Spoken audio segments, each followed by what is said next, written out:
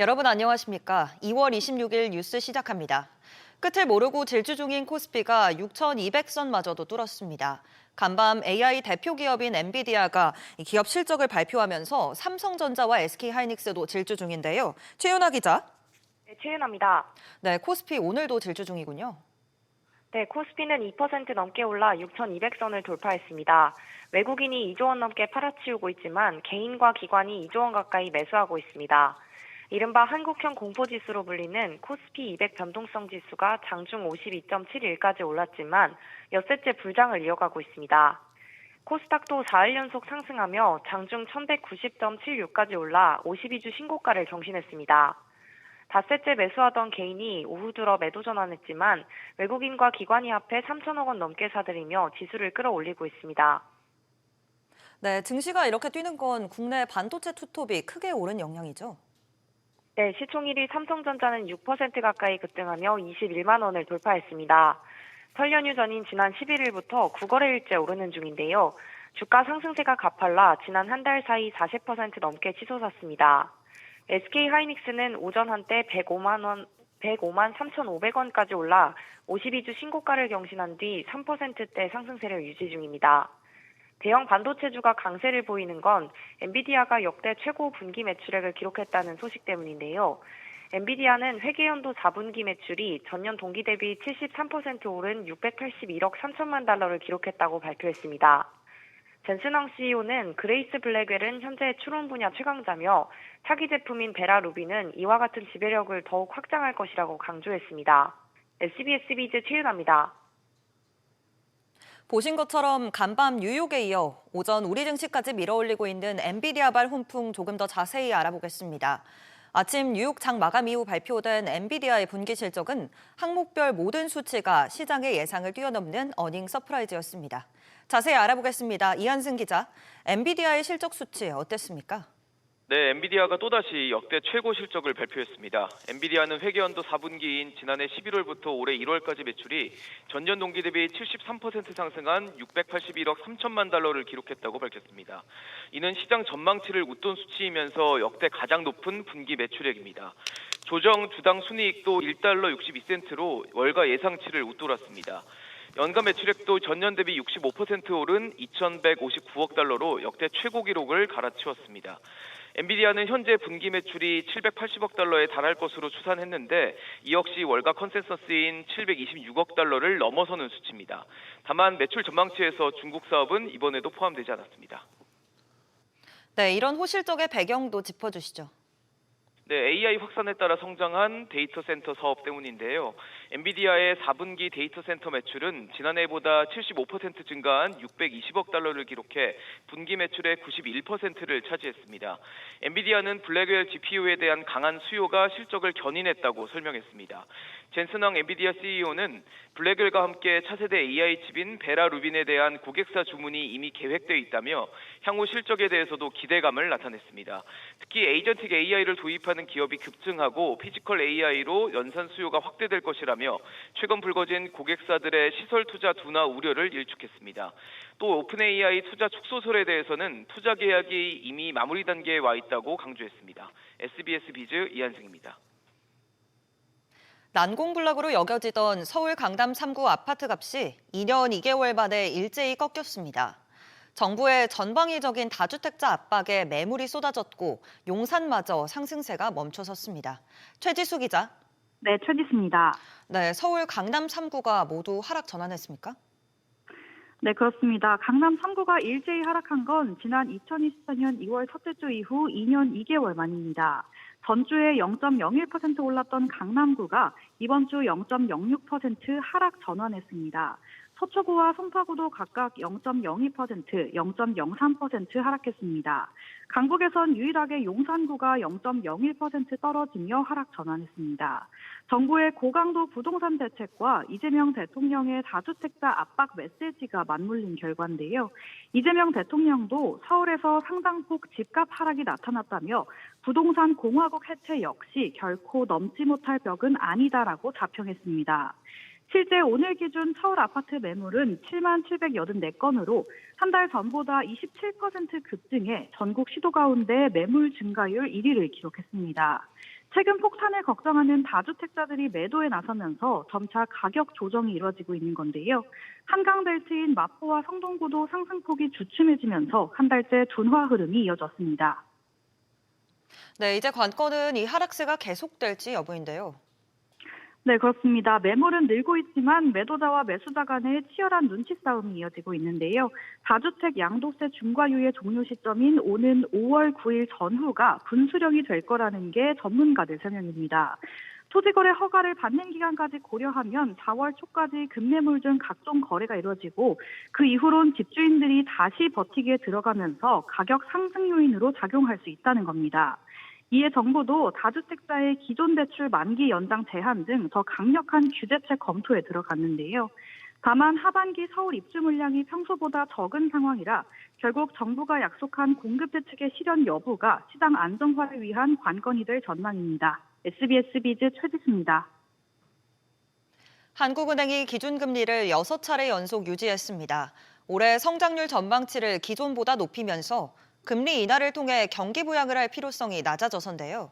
여기에 집값과 환율 변수까지 남아있어 신중 기조가 이어질 전망입니다. 이민우 기자입니다. 한국은행은 기준금리를 연 2.5%로 6차례째 유지했습니다. 주된 배경은 물가 안정 흐름 속에서 성장세가 예상보다 개선됐다는 판단입니다. 올해 경제 성장률 전망치는 2%로 0.2%포인트 상향 조정됐습니다. 건설 경기 부진이 일부 부담으로 작용했지만 반도체 경기와 세계 경제 흐름이 이를 상쇄했습니다. 성장 여건이 나아지면서 기준금리 인하 명분은 다소 약해졌다는 분석입니다. 동시에 집값과 환율은 여전히 부담 요인입니다. 서울 주택가격 오름세가 최근 정부 정책 이후 다소 진정되는 모습이지만 안심하기엔 이르다는 판단입니다. 부동산 대출을 통한 가계대출이 너무 늘어나서 그것이 우리 금융안정을 위험하는 수준까지 왔기 때문에 또 부동산으로 자금이 쏠리는 것은 정말 우리나라의 장기적인 발전을 위해서 바람직하지도 않고 달러원 환율이 1,420원대로 내려왔지만 대외 불확실성이 여전합니다. 개인들의 해외 투자 확대 역시 환율 변동성을 키울 수 있는 요인입니다.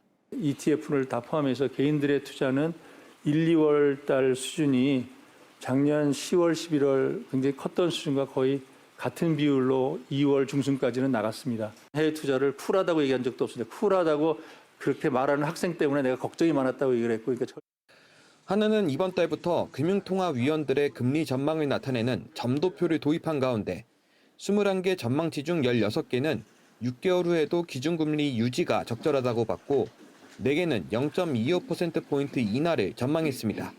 SBS 비즈 이민우입니다. 지난해 4분기 소득과 소비가 모두 늘었지만 고소득층과 저소득층의 소득 격차는 더 커진 걸로 나타났습니다. 소득 분배를 보여주는 지표가 4년 만에 가장 악화됐는데요. 자세한 내용 취재기자 연결해 들어보겠습니다. 정윤영 기자. 네, 정은영입니다. 네, 지난해 4분기 소득과 소비 얼마나 늘었습니까? 네, 국가데이터처 발표에 따르면 지난해 4분기 가구당 월평균 소득은 542만 2천 원으로 1년 전보다 4% 증가했습니다. 임금 근로자 증가와 임금 상승으로 근로소득이 3.9% 늘었고요. 사업소득과 이전소득도 모두 증가했습니다. 소비자 물가 상승을 반영한 실질소득도 1.6% 늘었습니다. 가구당 월평균 소비지출은 300만 8천 원으로 전년 동기 대비 3.6% 증가했고 소비자 물가 상승을 반영한 실질 소비지출도 1.2% 늘어 4분기 만에 증가 전환했습니다. 다만 연간으로 보면 가구당 월평균 소비지출은 1.7% 증가한 293만 9천 원이었지만 실질 소비지출이 0.4% 감소했는데요. 연간 실질 소비지출이 감소한 건 5년 만입니다. 교육과 가정용품, 가사서비스, 오락, 문화 등에서 지출이 줄어든 영향입니다. 네, 그런데 이 소득 분배는 더 악화됐습니다. 네, 그렇습니다. 소득 5분위별로 보면 모든 가구에서 소득이 증가했지만 특히 소득 상위 20%인 5분위가 가장 많이 늘었는데요. 대기업 위주로 지급한 10월 추석 상여금 영향에 5분위의 근로소득이 8% 넘게 증가했기 때문입니다. 실제 지난해 4분기 5분위 가구의 월평균 소득은 1,187만 7천 원으로 6.1% 늘어난 반면 소득 하위 20%인 1분위 가구는 126만 9천 원으로 4.6% 증가했고요. 2분위와 3분위의 소득 증가율은 1%대에 그쳤습니다. 소득 분배를 보여주는 지표인 균등화 처분 가능 소득 5분위 배율은 지난해 4분기 5.59배로 1년 전보다 0.31배포인트 상승해 4년 만에 가장 높았습니다. 배율이 커질수록 빈부격차가 심화되고 있다는 뜻입니다. SBS 비즈 정윤영입니다. 냉동육이나 커피 등 물가 안정을 위해 관세를 깎아줬는데도 실제 가격이 내리지 않는 품목을 대상으로 정부가 집중 관리에 나섭니다. 학부모 부담을 가중시키던 이 교복 가격 구조도 손질하고 학원비 꼼수 산정도 점검합니다. 지웅배 기자, 쉽게 말해 이 관세를 인하받은 품목을 빨리 풀지 않으면 페널티를 준다는 거죠? 네, 정부는 물가 안정 등을 유도하려 특정 품목 관세를 깎아주는 할당 관세 제도를 올해만 1조 원 규모로 운영하고 있는데요. 문제는 그 덕에 일부 업체가 물품을 싸게 들여왔지만 그걸 보세구역에 쌓아두거나 수입 신고를 미뤘다가 나중에 비싸게 팔아 정작 소비자는 그 혜택을 못 누리는 상황이었습니다. 정부가 이를 막기 위한 방안을 내놨습니다. 우선 각종 냉동육 등 쌓아둘 수 있는 품목이나 이전에 반출을 고의 지연한 적 있는 품목 등이 집중 관리 대상입니다. 이 관리 품목엔 이전엔 축산물에만 적용되던 반출 의무 기한이 도입됩니다. 보세구역에 들이고는 수입 신고를 늦게 하면 추가 세금을 매기는데 그 기준인 경과 기한도 30일에서 20일로 앞당깁니다. 세관이 내린 반출 명령을 어길 경우 제재도 기존보다 강화된 500만 원 수준까지 거론됩니다. 이 밖에도 할당 관세 물량을 대형마트에 직접 공급해 소비자 체감도를 높인다는 계획입니다. 네, 또 학부모 부담인 교복과 학원비도 손본다고요. 네, 우선 교복의 경우 5,700여 곳의 학교를 전수조사하고 가격이 적정한지 따집니다. 정장 형태는 폐지를 유도하고 공급 업체 역시 다변화해 가격 경쟁을 유도한다는 방침입니다. 특히 교복 지원 방식을 현물에서 현금 바우처형으로 전환하는 걸 권고하고 생활복과 체육복 등 오는 상반기 내로 품목별 상한가를 정합니다. 상위 10% 학원의 경우 교습비를 과하게 인상했거나 꼼수로 산정했는지를 점검하기로 했는데요. 불법 부당이득을 환수하기 위해 과징금을 신설하고 신고포상금도 10배로 올린다는 계획입니다. SBS 비즈 지웅배입니다. 오늘도 불장을 연출하고 있는 삼성전자는 새로운 플래그십 스마트폰 갤럭시 S26 시리즈를 공개했습니다. 엔비디아의 선택을 받은 HBM에 이어 스마트폰도 소비자의 선택을 받을 수 있을지 공개된 내용 짚어보겠습니다. 엄하은 기자, 이 신제품에서 주목할 만한 기능은 뭐가 있습니까? 나우 넛지라는 기능입니다. 실적 찌르듯이 자연스럽게 선택을 제안하는 넛지에서 따왔습니다. 사용자의 명령을 기다리는 대신 AI가 알아서 맥락과 의도를 스스로 파악해 먼저 제안하는 겁니다. 친구에게 내일 만날 수 있냐는 메시지를 받게 되면 갤럭시 AI가 스스로 캘린더에서 일정을 확인하고요. 만약 이미 일정이 있었다면 이를 넛지 형태의 팝업 아이콘을 통해 사용자에게 먼저 알려줍니다. 사용자 입장에선 여러 앱을 오갈 필요 없이 빠르게 업무를 처리할 수 있습니다. 측면에서 보이는 화면을 제한할 수 있는 프라이버시 디스플레이도 탑재되는데요. 비밀번호 등 중요 정보를 입력하거나 특정 앱을 실행할 때 작동 시점과 적용 범위를 사용자가 직접 설정할 수 있습니다. 네, 그런데 이런 빠른 AI 작업을 위해선 버벅거리면 안 될 텐데요. 네, S26 기본 모델과 플러스 모델에는 독자 모바일 애플리케이션 프로세서인 엑시노스 2600을 적용했습니다. AP는 스마트폰의 두뇌 역할을 하는데요. 업계 최초 2나노미터 기반 앱 프로세서로 전작보다 CPU 연산 성능은 최대 39%, 생성형 AI 성능은 113% 향상됐습니다.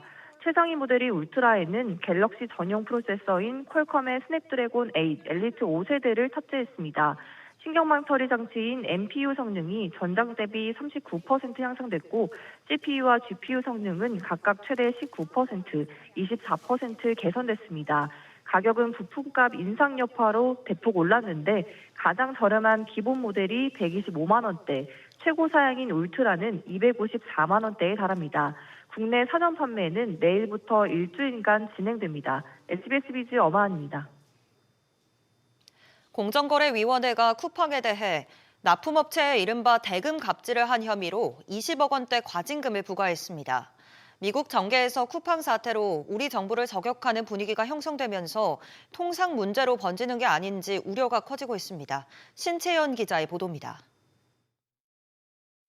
납품업체가 37%에 달하는 이익률을 내지 못해 납품 가격을 내리라고 했다는 쿠팡의 내부 보고 문서입니다. 공정거래위원회에 따르면 쿠팡은 납품업체에 이익률 목표치를 주고 이에 못 미치면 납품 가격 인하와 추가 광고비 등을 압박했습니다. 압도적 1위 사업자인 쿠팡이 자신의 이익률 유지를 위해 납품업자의 희생을 강요하고 납품업자가 거부하거나 비협조적인 경우 발주 중단, 축소 등 보복성 수단을 동원해 공정위는 쿠팡의 시정명령과 함께 과징금 21억 8,500만 원을 부과했는데 쿠팡은 곧장 이에 불복하며 법적 대응을 예고했습니다. 쿠팡은 판매 가격 변동으로 인한 손실을 직접 부담하고 있다면서 손실 보전을 위해 납품업체에 부당한 요구를 한 사실이 없다고 밝혔습니다. 쿠팡의 고객 정보 유출 사태는 미국과의 통상 문제로 확산하고 있습니다. 쿠팡에 대한 우리 정부의 전방위적 조사가 미국 기업에 대한 차별이라는 목소리가 미국 투자자와 정계에서 커지면서 무역 관세 당국의 조사 가능성이 제기된 상태입니다. SBS 비즈 신채원입니다. 국세청 특수조직이 4개월간 고액 체납자들을 추적해 집안까지 수색했습니다. 이들은 지능적이고 변칙적인 수법으로 강제 징수를 회피했고 세금을 납부하지 않은 채 빈번한 해외여행 등 호화 생활을 누리고 있었습니다. 윤지혜 기자입니다.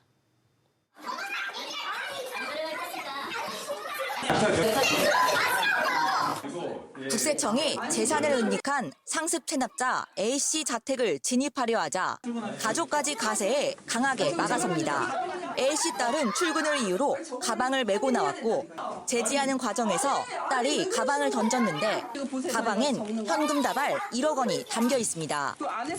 법인 대표 체납자 B씨는 주민등록상 주소지가 아닌 부유층 집중 지역에 거주하고 있습니다. 거주지 수색을 하는 과정에서 화장실 세면대 밑에서 발견된 김치통, 5만 원권 현금 뭉치가 가득 담겨 있습니다. 이들은 세금을 납부하지 않은 채 빈번한 해외여행 등 호화 생활을 누리고 있었습니다. 납부 능력이 있음에도 세금 납부는 회피한 고액 체납자 124명에 대해 현장 수색을 실시하였습니다. 수색 결과 현금 13억 원, 금두꺼비 명품 시계 등 68억 원, 총 81억 원 상당을 압류하였습니다. 고액 체납자들은 단속원들과 몸싸움을 벌이거나 문을 열지 않고 대치하는 등 수색을 방해했고 옷장, 화장대 수납, 아파트 베란다 등 공간 곳곳에 분산해 현금 다발을 숨겨놨습니다. 고가 물품을 압류한 사례도 있습니다. 드레스룸에서 비닐봉지에 보관한 고가 시계, 명품 가방, 금 151돈 등 재산이 발견되는가 하면 시가 1억 원 상당의 롤렉스 시계 등 명품 시계 13점, 에르메스 등 명품 가방 7점 등도 발견돼 압류 조치했습니다. 국세청은 지난해 11월 고액 체납자 추적 특별 기동반이 출범했다고 밝혔습니다. SBS 비즈 윤지혜입니다. 대통령의 물가 안정 압박이 거세지면서 제빵업계도 결국 백기를 들었습니다. 제분 제당 업계에 이어 파리바게트가 다음 달부터 빵과 케이크 가격을 내리기로 했습니다. 정대한 기자. 네, 정대한입니다. 네, 파리바게트 가격을 인하한다고요. 네, 파리바게트는 다음 달 13일부터 빵과 케이크 등 제품 11종의 가격을 인하한다고 밝혔습니다. 6종에 대해 100원에서 최대 1,000원까지 가격이 낮아지는데요. 대표적으로 단팥빵과 소보루빵, 슈크림빵은 1,600원에서 1,500원으로, 인기 캐릭터 케이크 5종은 최대 10,000원 인하할 예정입니다. 이와 함께 파리바게트는 다음 달 중 1,000원대의 가성비 크루아상 빵도 출시할 계획인데요. 파리바게트 측은 소비자 부담을 덜고 물가 안정에 동참하기 위함이라고 설명했습니다. 네, 앞서 설탕과 밀가루 업계도 가격을 내렸죠? 네, 앞서 제당, 제분사가 설탕과 밀가루 가격을 5%가량 인하한 이후로 이를 재료로 쓰는 가공식품 업계가 가격을 내린 것은 이번이 처음입니다. 이재명 대통령은 지난 24일 설탕 등의 가격이 내린 이후 소비자에게 혜택이 돌아가야 한다고 강조한 바 있는데요. 파리바게트에 이어 제과제빵 전반으로 가격 인하 움직임이 확산될지 주목됩니다. 공정거래위원회는 전분과 당류 업체들의 담합 의혹 조사에 착수한 가운데 설탕과 밀가루 등 주요 원재료 분야에서 최대 16.7%의 자율적인 가격 인하가 나타나고 있다고 봤습니다. SBS 비즈 정대한입니다.